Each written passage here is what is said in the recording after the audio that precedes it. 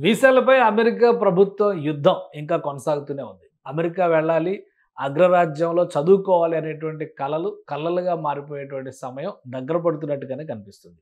గతంలో ఉన్నటువంటి నిబంధనలు, నియమాలు ప్రతి ఒక్కదాన్ని రివ్యూ చేయడం, వాటిలో మార్పులు చేయడం. మేక్ అమెరికా గ్రేట్ అగైన్ అని చెబుతూ వచ్చినటువంటి డొనాల్డ్ ట్రంప్ ప్రభుత్వం దానికి అనుగుణంగానే అమెరికన్స్‌కి అనుకూలంగా చట్టాల్లో మార్పులు చేసేటువంటి ప్రయత్నం చేస్తుంది. ఇప్పుడు విద్యార్థి వీసాల పైన కూడా ఆ పిడుగు పడుతుంది. అసలు ఏం మార్పులు రాబోతున్నాయి?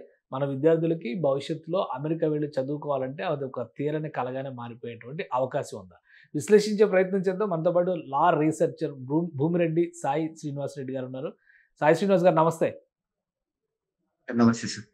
ఈ స్టూడెంట్స్‌కి సంబంధించినటువంటి వీసాలు చాలా రోజులుగా, చాలా రకాలుగా ఈ రిస్ట్రిక్షన్స్, నియంత్రణలు అన్నిటి గురించి డిస్కస్ చేస్తున్నాం. కానీ ఇప్పుడు విద్యార్థులకు ఇచ్చేటువంటి వీసాల్లో కూడా సమూలమైనటువంటి మార్పులు చేయబోతున్నారు. ఇదివరకులాగా వన్స్ స్టూడెంట్‌గా ఎంటర్ అయితే ఇప్పటివరకు పని చేస్తే పనిష్మెంట్ అనేవాళ్ళు. స్టూడెంట్‌గా వచ్చి మీరు పని చేయకూడదు. కాబట్టి పని చేస్తే పంపించేస్తాం అన్నారు. ఇప్పుడు అసలు స్టూడెంట్‌గా వస్తే కూడా ఏ కోర్స్‌కి వస్తున్నారో ఆ కోర్స్ కంప్లీట్ అయిన తర్వాత ఇక అమెరికాలో ఉండడానికి అసాధ్యం అనేటువంటి పరిస్థితి వస్తుంది. చట్టాల్లో మార్పులు రాబోతున్నాయి అనేది న్యూస్. ఏంటి ఈ మార్పులేంటి? ఏ విధంగా ఉండబోతున్నాయి? సార్ అంటే మీరన్నట్టు ఇదైతే ప్రస్తుతం జరుగుతున్న సిట్యుయేషన్‌లో అయితే అదైతే నిజంగానే ఉంది సార్. అంటే మీరు జస్ట్ చదువుకోవడానికి వస్తున్నారు. చదువుకున్న తర్వాత మీరెళ్ళిపోవాలి అనే విధంగానే ప్రస్తుతం ఉన్న రూల్స్ అయితే అలానే అమెండ్ అయితుంది గాని, లేకపోతే ప్రపోజల్ గాని జరుగుతున్నాయి సార్. ఇప్పుడు కొత్తగా వచ్చిన రూల్ ఏంటంటే సార్, F1 స్టూడెంట్స్‌కి మామూలుగా ఇండెఫినిట్ స్టే అనేది ఉంటన్నాయి సార్. అంటే మీరు సెవిస్ యాక్టివ్ పెట్టుకునేంత వరకు, మీరు కంట్రీలో లీగల్‌గా ఉన్నంత వరకు మీరు అన్‌లిమిటెడ్‌గా 20 సంవత్సరాలు గాని, 30 సంవత్సరాలు గాని, ఈవెన్ 40 సంవత్సరాలు కూడా ఉండొచ్చు. అంటే దానికి ఆ ప్రొవిజన్ అట్లాంటిది సార్. ఎందుకంటే చదువు అనేది ఈ రోజుతో కంప్లీట్ కాదు. ఇది 1978 నుండి వచ్చిన ఒక ప్రొవిజన్ సార్. ఇప్పుడు ఫర్ ఎగ్జాంపుల్ పీహెచ్‌డీ అనేది సుమారు 10 సంవత్సరాలు, 15 సంవత్సరాలు కొంతమంది చదువుతుంటారు కదా సార్. అంటే పెద్ద పెద్ద సబ్జెక్ట్స్ ఇవన్నీ.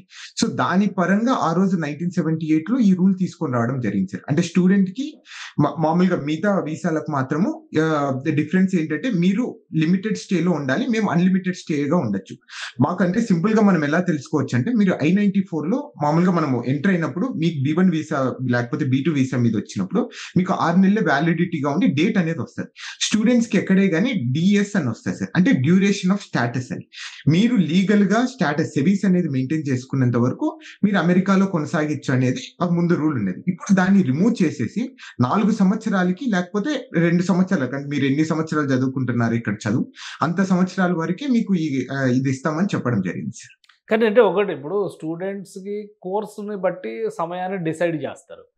4 ఏళ్ళు పక్కాగా 4 ఏళ్ళే ఉండాలి. తర్వాత మళ్ళీ ఎక్స్‌టెన్షన్స్ ఉండవు అంటే ఇప్పుడు ఒకవేళ కోర్స్‌లో డిలే జరిగినా వేరే ఏదైనా కారణాల వలన ఫెయిల్యూర్స్ లాంటివి ఎదురైనా గానీ పరిష్కారాలు ఏమైనా ఉన్నాయా? ఇంత ముందర చాలా ఫ్లెక్సిబుల్‌గా ఉండేది అనేటువంటి అభిప్రాయం ఉంది. ఇప్పుడు పరిష్కారాలు ఏమైనా ఉన్నాయా కొత్త చట్టాల మార్పుల విషయంలో? సో యూజువల్‌గా తనేం చెప్తున్నాడంటే సార్, అంటే మీరు ఎక్కువ చదవాలనుకుంటే వీసా కన్నా ఎక్కువ చదవాలనుకుని మీరు ఎక్స్‌టెన్షన్‌కి అప్లై చేయండి అంటున్నారు. I-539 అనేది ఒకటి ఉంటది సార్ ఎక్స్‌టెన్షన్. సో దాన్ని ఫైల్ చేసి మీకు ఎక్స్‌టెన్షన్ ఇస్తాము. దాని అనుగుణంగా అంటే మీరు ఏం చదవాలనుకుంటున్నారు? ఏం చేయాలనుకుంటున్నారు? మీరు ఈ రూల్స్ అబైడ్ అయ్యున్నాయా? లేవా? అనే అవన్నీ కాలిక్యులేట్ చేసి I-539 ఫైల్ చేసిన తర్వాత మీకు ఎక్స్‌టెన్షన్ ఇస్తది సార్. అంటే కొన్ని రోజులే. ఇప్పుడు ఫర్ ఎగ్జాంపుల్ మీకు 6 నెలల్లో చదువు అయిపోతుందనుకో, 6 నెలల వరకే మీకు ఆ ఎక్స్‌టెన్షన్ అనేది ఇవ్వడం జరుగుతుంది. కానీ అంటే ఇప్పుడు స్టూడెంట్స్‌కి వచ్చేసరికి కాలేజీలో అంటే క్యాంపస్‌లో బయట పని చేయొద్దనేది ఒక కండిషన్ ఉంటుంది. F1 వీసాలకి ఒక స్పెషల్ కేటగిరీ కింద ట్రీట్ చేస్తూ వచ్చారు ఇప్పటిదాకా. ఇది రెగ్యులర్ వీసాలాగా అయిపోతుంది. టూరిస్ట్ వీసాలాగా అయిపోతుంది కదా!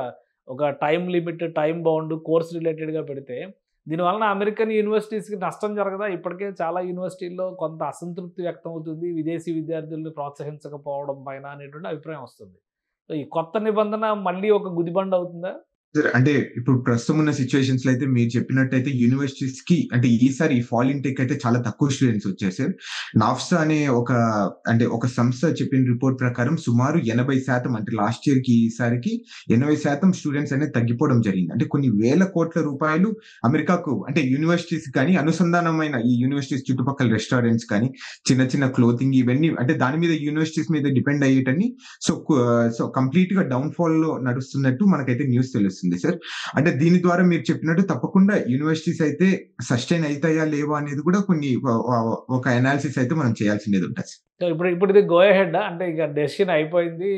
చట్టం అయిపోతుంది అనేది ఉందా? లేదా ఇంకా ఏమన్నా చర్చలు, తర్జన భర్జనలు లేదంటే లీగల్ ఆస్పెక్ట్లో హోల్డ్ చేయడానికి? ఎందుకంటే గతంలో కొన్ని నిర్ణయాలను కూడా కోర్టులు వ్యతిరేకించినటువంటి దాఖలాలు ఉన్నాయి. సో ఈ డెసిషన్స్ పైన ఉన్నటువంటి స్టేటస్ ఏంటి? సార్ యూజువల్లీ ఇప్పుడు జస్ట్ ప్రపోజల్ స్టేజ్‌లో ఉంది సార్. ప్రపోజల్ అయిన తర్వాత అంటే ఒక 2, 3 రోజులకి పబ్లిక్ కామెంట్స్ కని పిలుస్తారు సార్. అంటే ఈ యూనివర్సిటీస్ కానీ లేకపోతే మీలాంటి మన వ్యక్తులు గాని అంటే దీనివల్ల సఫర్ అయ్యే స్టూడెంట్స్‌ని రిప్రజెంట్ చేయడానికి అక్కడ మనం అనేది పబ్లిక్ కామెంట్స్ అనేది ఇవ్వచ్చు. అంటే దాన్ని ఆల్మోస్ట్ 30-60 డేస్ ఇస్తారు సార్. అంటే మాక్సిమం 60 డేస్ ఇస్తారు. 60 డేస్ తర్వాత వీళ్ళిచ్చిన ప్రపోజల్స్‌ని తీసుకొని మళ్ళా వీళ్ళు ఒక అంటే ఫైనల్ డ్రాఫ్ట్ రెడీ చేసిన తర్వాత 30 డేస్ లోపల దీన్ని ఇంప్లిమెంటేషన్ అనేది చేస్తున్నారు. అంటే ఇప్పుడున్న ప్రాసెస్ ప్రకారం వెళ్ళిపోతే నెక్స్ట్ ఇయర్ లైక్ ఏప్రిల్ గానీ మార్చ్ లోపల ఇది ఇంప్లిమెంట్ అయ్యే అవకాశం అయితే చాలా ఎక్కువ కనిపిస్తున్నాయి సార్. అంటే ఇమిగ్రేషన్ ది తప్పకుండా మినిమం ఎట్లా కాదనుకున్నా గానీ 8 నుండి 10 నెలలు టైం పడుతుందంటే సార్. అంటే మామూలుగా చాలా ఫాస్ట్ గా నడుస్తుంది కాబట్టి సో మేబీ లైక్ మార్చ్ కి ఇంప్లిమెంట్ అయ్యే అవకాశం ఉంది సార్ ఇది. ఓకే. ఇంకొకటి అంటే ఇప్పుడు దీంతో పాటు ఫారిన్ కరస్పాండెన్స్ విషయంలో కూడా కొన్ని మార్పులు చేయబోతున్నట్టుగా చెప్పారు. ఇప్పుడు స్టూడెంట్స్ కంటే ఈ F1 వీసాలు అవి వాటికి సంబంధించి సిస్టమ్ అంతా కూడా స్ట్రీమ్‌లైన్ చేస్తున్నారు. ఫారిన్ కరస్పాండెంట్‌కి సంబంధించి ఐ వీసాల ప్రాసెస్ ఉంటుంది. సో అది కూడా 240 రోజులకి రిస్ట్రిక్ట్ చేస్తారన్నారు. ఏంటి ఈ ఫారిన్ కరస్పాండెంట్స్ లేదా ప్రెస్ మీద కూడా ఆంక్షలు పెట్టాలనేటువంటి ఆలోచన రావడానికి కారణాలు ఏమైనా ఉన్నాయా? స్పెసిఫిక్ ఎగ్జాంపుల్స్ గాని? So I don't think so. అంటే వేరే ఇంటెన్షన్‌తో అయితే తను చేయడం లేదు సార్.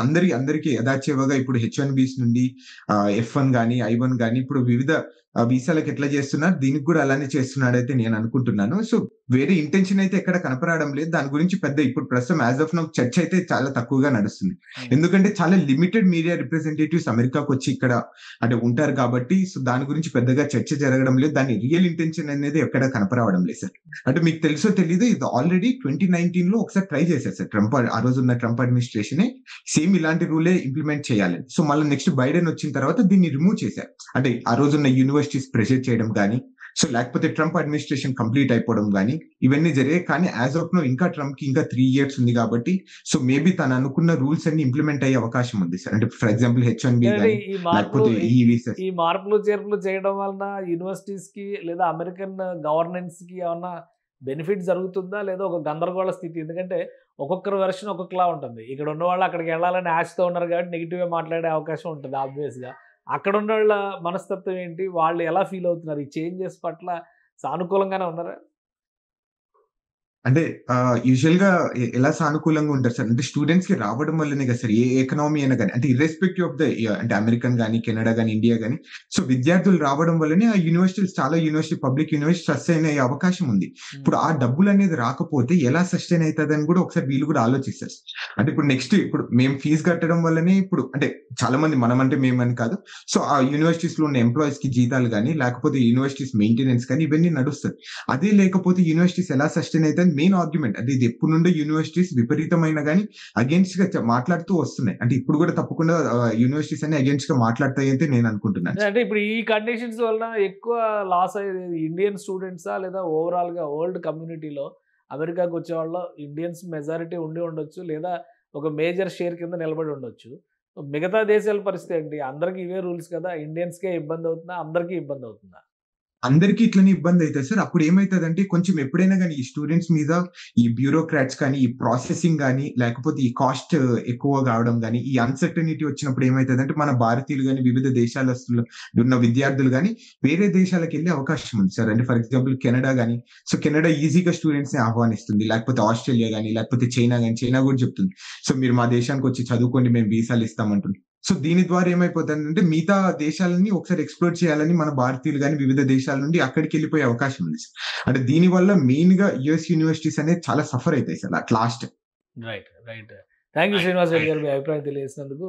ఇది అమెరికాలో F1 వీసాలు ముఖ్యంగా విద్యార్థులకు సంబంధించి ఇచ్చేటువంటి వీసాల విషయంలో కొత్త నిబంధనలు తీసుకొచ్చే ప్రయత్నం అమెరికా ప్రభుత్వం చేస్తుంది. దాదాపుగా దీన్ని చట్ట రూపంలో తీసుకొచ్చేందుకు కావాల్సిన కసరత్తు అంతా కంప్లీట్ అయినట్టుగా చెప్తున్నారు. ఈ నేపథ్యంలో విద్యార్థులకి ఒక్క భారతీయులకే కాదు విద్యార్థులుగా అమెరికాకి వెళ్ళాలనుకున్న ప్రతి ఒక్కరూ కూడా ఎంతో కొంత ఇబ్బంది పడేటువంటి వాతావరణం ఉందని శ్రీనివాస్ రెడ్డి గారు వివరిస్తున్నారు. ఇది స్పెషల్ డిస్కషన్.